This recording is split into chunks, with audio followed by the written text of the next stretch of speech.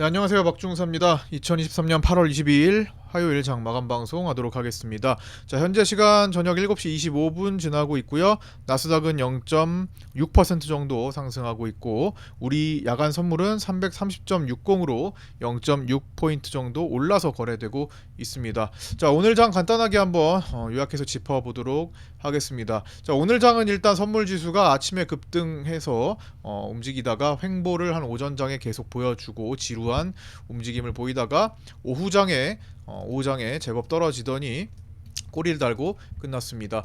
오늘 참 오전장에 지루했어요. 거래도 작고 외국인들의 선물 개입도도 약했고, 그다음에 옵션 개입도도 약했습니다. 뭐 결국에는 외국인들이 한 1000억대, 1100억 정도 선물 매수를 하면서 마감을 하고 옵션은 양매도 포지션을 취했지만, 제가 보기에는 오늘 마지막에 들어왔던 이 1000억 정도의 외국인 선물 매수는 지난번에 계속 최근에 이제 매수세가 들어왔던 신규 매수세에 가깝다라는 생각을 해봅니다. 결국에는 환매수가 아니다. 5조 원대를 쥐고 있던 카드를 쥐고 있는 그들이 환매수한 것이 아니다라는 결론을 일단은 저는 생각을 그렇게 하고 있습니다.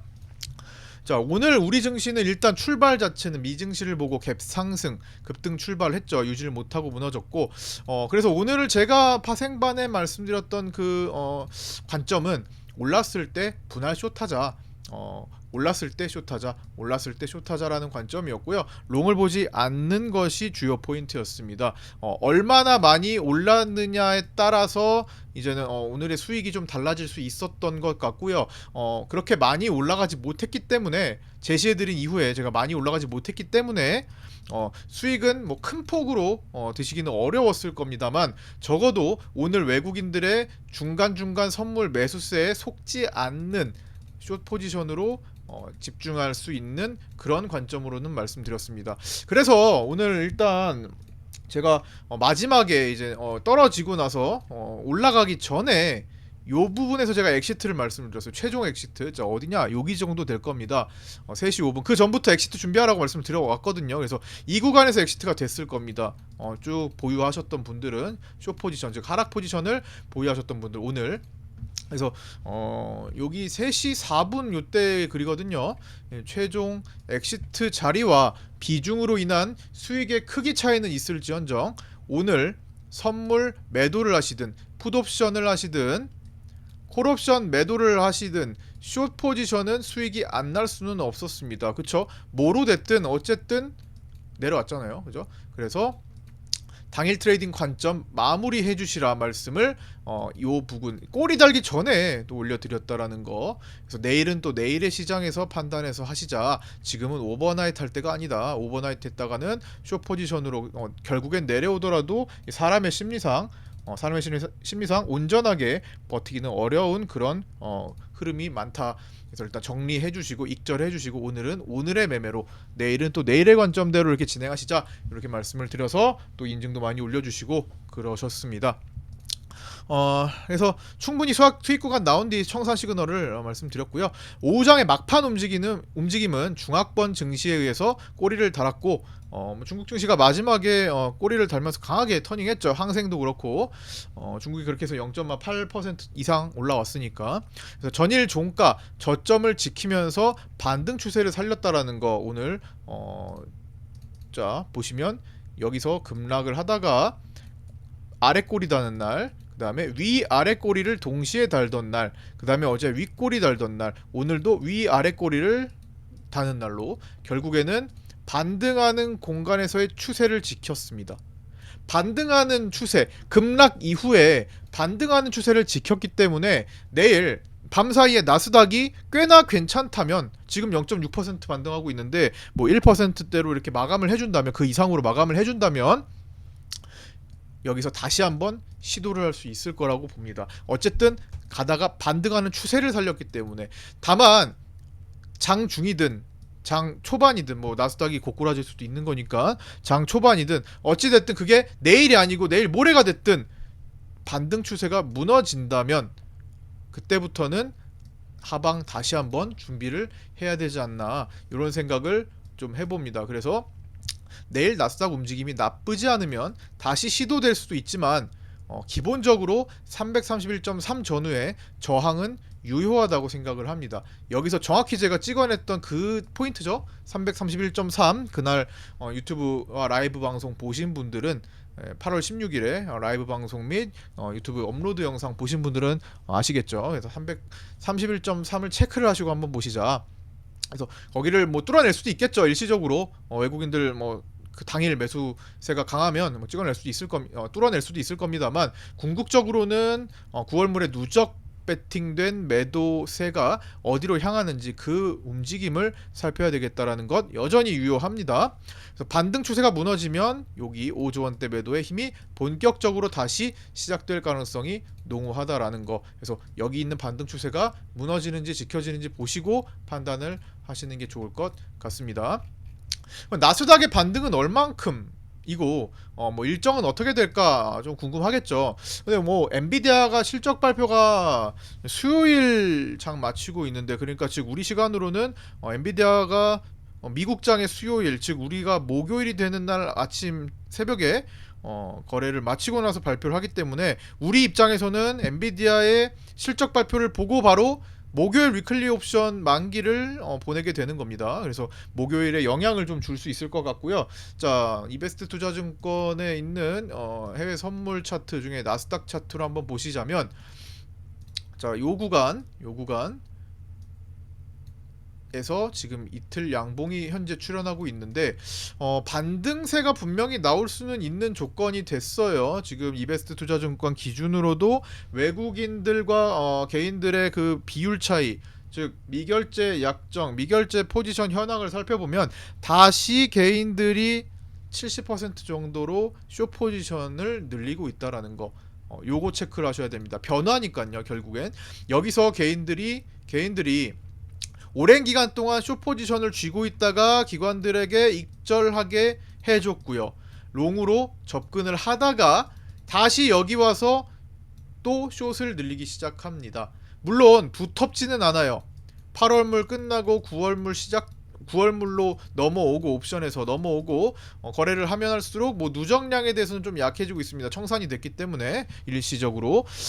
그래서 다시 늘어나는 거 포인트 좀 체크를 해봐야 될 건데, 제가 며칠 전에도 말씀을 드렸지만 한 5, 6개월 정도 상승, 개인들을 숏으로 몰아넣고 나스닥이 좋은 흐름을 보였습니다. 그리고 그들에게 익절을 했어요. 그 다음에 개인들한테 롱으로 넘겼는데, 개인들한테 롱으로 넘긴 것이 일시적이냐 중장기적이냐, 즉 일단 포지션을 넘겼는데 익절을 했는데 9월물로 가면 갈수록 이거를 다시 신규 포지션 상승으로 잡아서 갈 것이냐, 아니면 이대로 그냥 넘기고 추락할 것이냐, 기로에 서 있다고 말씀드렸죠. 그 기로에 서 있다고 말씀드리고 나서 일주일 내에 지금 터닝이 시작되고 있습니다. 그러면서 개인들이 다시금 숏 배팅을 하고 있어요. 물론 며칠 지나서 다시 뒤바뀔 수는 있을 겁니다. 개인들이 거래를 그렇게 하면 바뀌는 거죠. 그렇지만 어쨌든 여기서 다시 뒤집어지고 있다라는 것도 체크를 하셔야 됩니다. 미국 증시는 다시 준비를 하고 있다. 어떻게요? 상승 반전에 준비를 하고 있다. 물론 여기서 다른 변곡이 될 수는 있겠죠. 이렇게 변곡을 만들고 여기서 다시 변곡을 만들 수 있는 거죠. 상승을 하느냐, 다시 하락으로 진행하느냐. 새로운 변곡 구간에 맞이하고 있는데 하필 잭슨홀 미팅을 앞두고 있다. 새로운 변곡 구간을 맞이하고 있는데 잭슨홀 미팅을 앞두고 있다. 연준 위원들이 1년에 한 번 가는 워크샵이라고 생각하시면 될 것 같아요. 뭐 휴가죠. 좋게 말하면 휴가지. 휴가 가서 회의하는 겁니다. 거기에서 또 파월 의장이 중간에 연설하는 거고요. 그게 9월 FOMC에 영향을 전통적으로 많이 미치기 때문에 우리는 거기에 주목을 하는 겁니다. 잭슨홀 미팅 앞두고 보통은 거래를 줄이면서 관망합니다. 지금 그런 모습이 나오고 있는데 미국은 그 전에 먼저 반등을 시도하고 있다라는 거. 어떻게 보면은 또 좋은 현상인데 어떻게 보면 또 불안해요. 중요한 일정을 앞두고 입장을 듣기 전에 파월 의장의 새로운 입장을 들어보기 전에 먼저 올라가고 있습니다. 엔비디아가 급등하고 테슬라가 급등하는 방향으로 다시 기술주들이 살아나고 있어요. 뭔가 찝찝할 수 있습니다. 보고 올라갔으면 좋겠는데 안 보고 올라간다라는 거, 추정해서 올라간다라는 거, 기대감에 올라간다라는 거. 연준 위원들이 지금 시장 상황을 보고 경제 상황을 보고 덜 매파적인 메시지를 주지 않을까 하는 기대감에 올라가고 있다라는 게 조금 찝찝합니다. 확인하고 올라가면 좋을 걸. 실망하면 어떻게 될 건데요. 다시 포지션이 뒤집힐 수 있는 여지가 있겠죠. 그래서 중요한 거는 잭슨홀 미팅 어차피 그 앞서서 거래는 줄어들 거예요. 확인하고 접근을 할 필요가 있을 것 같습니다. 우리도 오늘 오전장 내내 거래가 약했던 것도 잭슨홀 미팅 앞두고 있는 거 영향 받을 수 있죠. 테마성의 움직임만 있었잖아요. 오늘 후쿠시마 오염수 쪽에 테마 몰리고 어제까지 강했던 3일 동안 강했던 맥신 테마 죽고 뭐 완전히 죽은 건 아니라고 보지만 일시적으로 또 무너지고 초전도체가 그러했던 것처럼 초전도체도 초장에는 무너졌다가 올라간 거죠. 물론 완전히 1대1 비교를 할 수는 없겠지만요. 어찌됐든 지금 시장 상황은 그렇게 미국 증시는 잭슨홀 미팅을 앞두고 약간 보수적으로 관망세 그 가운데 먼저 반등 나올 종목들에 의해서 같이 좀 올라가고 있다. 뭐 요 정도 보시면 되고요. 어찌 보면 낙폭 과대에 따른 반발 매수세도 같이 있는 거니까 이어질 수도 있고 상단부에 지금 다시 추세대에서 막힐 수 있고 변곡 구간이라는 겁니다. 잭슨홀 미팅 지나가면서 판단을 해보면 될 것 같고요. 그래서 오늘 제가 이 횡보하는 오전장을 보면서 무슨 말씀을 드렸냐, 오늘의 오후장은 오전장에 비해 변동성이 생길 수 있다. 오전장에 변동성이 없었던 거, 양봉 갔다가 음봉 갔다가 양봉 음봉 양봉 음봉 계속 반복하던 오전장에서 변동성은 오후 2시 정도 가면 나타날 거다라고 제가 장중에 라이브 방송에서 말씀을 드렸습니다. 결론은 1시 이후부터 1시 반 2시 이렇게 넘어가면서 하락 변동성이 생겼죠. 근데 거기서 가장 중요한 것은 제가 중화권 증시가 될 거라고 말씀드렸어요. 미국 아니다. 오늘은 중화권 증시 변동성 봐야 한다 라고 말씀드렸는데 중화권 증시 내려가다가 급반등했죠. 물론 2시에 점심시간 이후에 내려가다가 급반등했습니다. 중국 증시, 홍콩 항생 증시를 보면서 움직였다라는 겁니다. 중요도가 오늘 거기에 있었다라는 거. 내일도 큰 차이 없을 것 같아요. 중요도에 대해서는. 어쨌든 우리는 목요일 저녁 잭슨홀 미팅 26일까지. 그때 이게 또 주말입니다. 끝나면 주말이에요. 파월 의장 연설 끝나면 또 주말이에요. 우리가 주말 동안에 한번 진정할 수 있는 시간을 좀 보고 월요일 위클리 옵션 만기날 맞춰가지고 변동성이 확대될 여지가 있습니다. 이번 주는 잭슨홀 미팅 앞두고 차분한 거래를 보였다가 비교적 차분한 거래를 보였다가 다음 주에 변동성이 확대될 여지가 있는 상태다라는 거 한번 점검하셔야 될 것 같고요. 우리는 이제 수급을 따지는 사람들이니까 오늘은 특별하게 저 위클리 옵션과 목요일 위클리 옵션과 월물 옵션, 그 다음에 선물 옵션, 9월이니까 선물 옵션 합성 포지션에 대해서 한번 어떤 식으로 지금 배팅이 일어나고 있는지 한번 점검해 보도록 하겠습니다. 자, 세 번째, 목요일 위클리 옵션의 현재 배팅 현황입니다. 외국인들은 큰 관여를 안 하고 있어요. 그냥 해지 수단으로서 활용을 하고 있고 영향이 크게 없어서 영향 축소라고 적어 드렸습니다. 그래서 목요일 위클리 옵션에 대해서는 이제 수요일 목요일 이틀 남았는데 특별하게 외국인들 크게 관여 없으니까 아직까지는 외국인들 좀 무시해도 될 것 같습니다. 포지션상. 그러나 이제 개인들은 상방에 의미 있는 거래를 좀 보여주고 있어요. 상방 배팅을 하고 있고 목요일까지 이왕이면 빠르게 급등하는 거. 이제 수요일 목요일 이틀밖에 안 남았으니까 이왕이면 목요일이 아니라 수요일에 급등 유리한 포지션을 갖고 있습니다. 즉 개인의 반대로만 움직인다라고 본다면 내일은 사실 올라가기가 거북하게 만들어 놨다라는 거예요. 물론 개인들의 무조건 반대 방향으로만 움직이지는 않을 테니까 그거는 이제 내일 장 상황을 보면서 이왕이면 별거 없으면 그 방향으로 움직일 확률은 높다라는 것 정도를 체크하시면 될 것 같습니다. 금융투자는 이제 박스권인데요. 위쪽으로는 이제 333까지 커버가 가능한 박스 같아요. 현재 코스피 200이 329.70으로 끝났습니다. 자, 금융투자가 허용 가능한 범위 329.70에서 현재 기준으로 333까지 커버 가능한 박스. 그렇게 많이 남지는 않느냐, 3포인트 남짓 정도 남았기 때문에 수요일 목요일에 이걸 빠르게 위쪽으로 더 설계를 하지 않는 이상 금융투자는 어느 정도 올라오면 누르려고 할 가능성이 높습니다. 외국인들이 여기에 개입을 크게 안 하기 때문에 외국인들은 그 다음 주로 넘어가서 다음 주 혹은 9월물 선물에 크게 개입을 하려고 하는 거니까 위클리 옵션 그냥 쓱 스무스하게 지나갈 수 있고요. 개인과 금융투자의 싸움에서 금융투자는 상방 제한을 만들고 개인들은 빠른 상방에 유리한 구조다. 요거 생각해 보시고요. 그 다음에 9월 옵션 단독 배팅 현황입니다. 선물을 제외하고 9월물 옵션에 대해서만 한번 보니까 외국인들은 빠른 하방이 유리하게 지금 설계를 해뒀어요. 빠른 하방, 즉 선물 일봉으로 한번 볼까요? 빠른 하방이 유리하게 설계를 해두었으나 크게 상승할 때도 대비를 해놨습니다. 만약 크게 상승한다면 기존의 외국인들이 갖고 있는 5조 원대의 매도가 손실로 다가올 수가 있겠죠. 거기에 대한 해지 기능으로서의 이런 옵션 9월물인 것 같습니다. 그래서 이렇게 해지 기능으로서 작용할 것이다라고 적어드렸고요. 개인들은 현 구간 박스에서 오래 끌면 유리한 구조입니다. 즉 9월물 지금 18거래일 남았습니다. 아직도 많이 남았어요. 그 상태에서 개인들은 현 구간 박스를 오래 유지하면 유리하네요. 그러면 현 구간 박스를 끝까지 유지해 주려고 안 하겠죠. 개인들이 이걸 바꾸지 않는 이상 현재 점검하면 여기 개인들 요 포인트. 그래서 변동성이 곧 생길 거다. 잭슨홀이 다가온다. 잭슨홀 끝나면 변동성 시작될 수 있다. 체크할 수 있죠. 금융투자 빠른 변동성을 보이면 유리한 구조입니다. 변동성은 위든 아래든 관계없는 양매수, 즉 옵션만 단독으로 봤을 때 금융투자는 빠른 변동성을 보이면 유리하다. 체크. 개인들은 변동성이 없으면 유리하다. 외국인들은 빠른 하방이 유리하다. 하지만 상승의 해지로서 작용을 한다. 그런데 옵션은 그냥 참고 삼아 보시면 됩니다. 9월물은요 3, 6, 9, 12는 선물 옵션 동시 만기일로 선물의 중요성에 별 3개, 옵션 1개 들어갑니다. 선물이 훨씬 중요해요. 물론 선물은 뜻대로 안 되면 롤오버를 통해서 3월물은 6월물로, 6월물은 9월물로, 9월물은 12월물로 만기 2월하면 그만이긴 합니다만 어쨌든 최선을 다해서 그 방향으로 가능하면 진행하려고 할 겁니다. 누가요?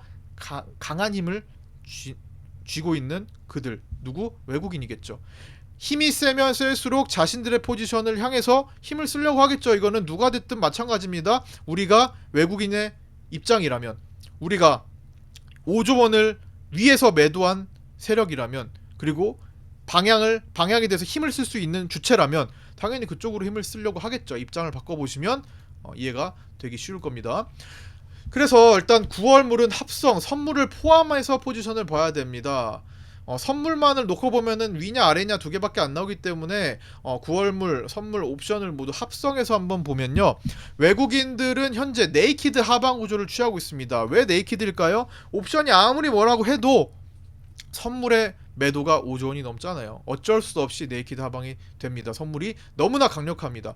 그래서 현재 외국인들이 매도한 구간보다 더 내려와 있기 때문에 현재 9월물에 대해서 단독으로 9월물만 가지고 현재 손익은 외국인들이 260억 정도 추정되고 있습니다. 실현한 것과 평가까지 합쳐서요. 근데 322 부근에서 제가 일단 1차적으로 계산된 저점 322 추정된다. 여기보다 언더로 갈 수 있겠지만 일단 여기까진 정상범위다 라고 한 정상범위의 끝자락인 322포인트 정도 나올 것 같은데 거기서 하필이면 외국인들이 마침 1천억 원의 수익 구간이 잡히는 구간이네요. 제가 전에도 말씀드렸죠. 외국인들은 이 정도 장악했으면 최소한 목표 1천억은 주지 않을까, 1천억을 보려고 하진 않을까라고 말씀드렸죠. 과거에도 1천억 라인에서부터 변화가 많았기 때문이에요. 1천억 정도에서 터닝을 한다고 해서 이들이 1천억을 버는 것이 아니기 때문에 사실상 더 깊게 빠져들 수도 있다라는 것도 체크해야 됩니다. 1천억에서 돌리기 시작하면 실제로 500억 언더로 수익이 잡힐 수가 있어요. 어차피 올리면서 태세 전환하고 스위칭을 해야 되기 때문에 더 내려가서 2천억 구간에서 터닝을 하면 1천억 이상 벌 수는 있겠죠. 그 1천억 사이에서 스위칭을 완료하면 되는 거니까, 청산을 완료하면 되는 거니까. 그렇죠? 그 다음에 개인들은 322 이상이 유리하게 돼 있네요. 지금도 유리해요. 322 미니까 322 이상에서 유리하지만 그 유리한 강도 차이는 있겠죠. 그래서 현재 개인들은 9월물 단독으로 봤을 때 현재 손익은 350억 마이너스 손실 추정되고 있습니다. 그리고 322 부근에서 토탈 600억 정도의 손실을 볼 것으로 추정이 되고 있어요. 현재 기준으로 선물만 놓고 봤을 때요. F09 선물만 놓고 봤을 때. 그 다음에 금융투자가 외국인과 반대해서 네이키드 상방 포지션을 취하고 있습니다. 이거는 6월물과 다른데요. 6월물은 기관, 금융투자와 외국인들이 모두 상방이었어요. 자, 6월물이 진행될 때 여기거든요. 여기죠. 6월물이 진행되는 과정에서 외국인들은 지고 있었습니다. 지고 있다가 역전했어요. 그런데 외국인과 금융투자가 모두 상방 구조를 갖추고 있었기 때문에 여기까지 오는 동안에 금융투자는 외국인 덕을 좀 봤습니다. 3천억까지 수익이 늘어났던 적이 있어요. 가만히 외국인들이 끌고 올라와 주는 것 때문에 금융투자가 수익을 볼 수 있었던 거고, 같은 포지션이었기 때문에 외국인들은 열심히 손실 구간에서 익절할 수 있는 구간까지 끌고 왔습니다. 무섭게 6월 만기까지 끌고 왔죠. 여기 이 부분이 6월 만기입니다. 물론 롤오버를 했지만요. 그래서 금융투자는 이번에는 9월물은 6월과 다르게 외국인과 금융투자가 서로 다른 입장을 취하고 있다. 외국인은 네이키드 하방, 금융투자는 네이키드 상방을 취하고 있다. 그래서 금융투자는 현재 9월물 단독으로 현재 손익이 마이너스 400억, 손실 400억이 추정되고 있고요. 322 부근에서 1천억 손실이 추정됩니다. 322가 뭐길래 제가 계속 322 하고 있는데, 322 부근에서 하필이면 선물만 놓고 봤을 때 서로 1천억에 대한 수익과 손실이 교차될 수 있는 지점이 돼버렸네요. 뭐 우연일 것 같은데, 322 부근에서 현재 기준, 현재 베팅한 상태로만 놓고 보면, 선물만 놓고 보면 외국인들은 320에서 1천억 수익, 금융투자는 1천억 손실이 됩니다. 개인들은 600억 손실이고 나머지 투자 주체들에서 600억을 채워 넣겠죠. 제로섬이니까. 지금 그렇게 되고 있으니까, 마냥 하방으로 외국인들이 힘을 쓰고 싶어도 금융투자가 열심히 받아주면서 방어할 거라는 것도 예상할 수 있습니다. 그 힘의 크기의 차이에 따라서 누가 더 먹냐 덜 먹냐가 정해지겠죠. 자, 이렇게 지금 어쨌든 포지션을 한번 봤는데요. 네, 지금 뭐 선물 옵션 구조는 지금 18거래일 남아서 조금씩은 변동이 있을 거고, 중간에 청산되는 과정, 누군가는 중간에 익절하고 떠날 것이고 누군가는 새롭게 베팅할 것이니까 그런 과정을 통해서 약간의 변동은 있을 거지만, 지금 뭐 2달 이상 누적이 된 만큼 크게 변화하기는 쉽지는 않을 겁니다. 크게 변화하려면 정말 크게 태세 전환이 필요해요. 외국인들 5조 원에서 변화하려면 어마어마한 힘이 필요합니다. 그걸 한 방에 태세 전환에서 끌어올린다? 거의 뭐 러시아 우크라이나 전쟁이 갑자기 휴전 선언을 하지 않는 한 저는 쉽지 않을 거라고 보고 있어요. 그래서 차츰차츰 변화가 어떻게 나오는지 반드시 추적이 필요합니다. 오늘 현물에서는 맥신 테마가 약 3거래일 만에 무너져 버렸습니다. 하한가에 2개 갖고 아이고 아모센스도 좀 아쉽지만 무너져 버렸어요.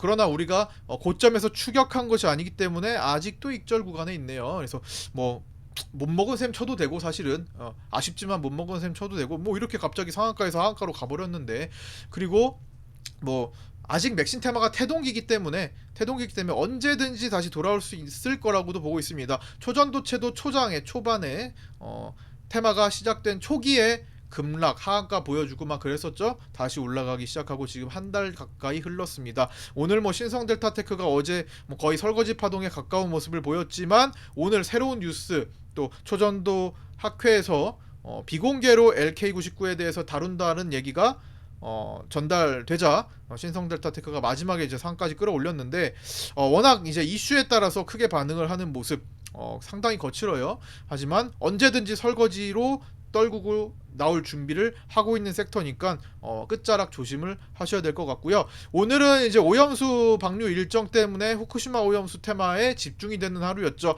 맥신 테마에서 자금이 빠지고 오염수 쪽으로 인산과 보라티알, 뭐 신성홀딩스 등등 수많은 후쿠시마 오염수 관련된 테마군들 2차 파동이 시작된 것도 있고, 1차 파동에서 고가를 넘어서지 못한 채 반등을 주는, 즉 1차 상승분에서 이제 저항대가 예상되는 매물이 좀 많이 있는 뭐 그런 종목군들도 있습니다. 그래서 1차 파동과 2차 파동의 세기를 같이 파악하면서 보셔야 될 것 같고요. 이런 것들은 일정이 지나면 끝이라고 보셔야 됩니다.